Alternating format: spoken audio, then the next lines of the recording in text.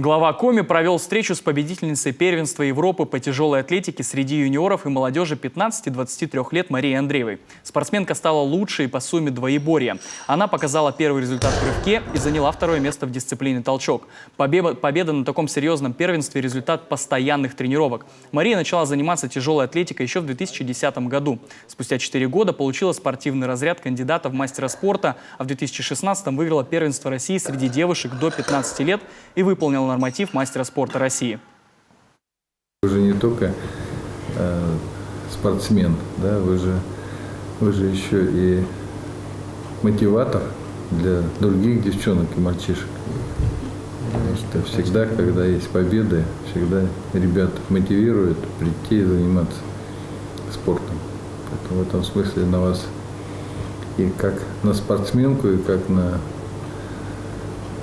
человека, который несет победы и спорт к ребятам подрастающим, тоже очень большое значение, что у нас на вас большие надежды.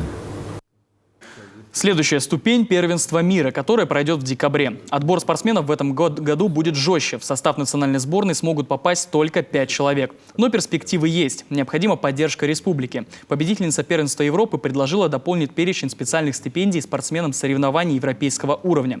Владимир Уйба поручил Минспорта Республики Коми рассмотреть возможность внесения изменений в соответствующее постановление.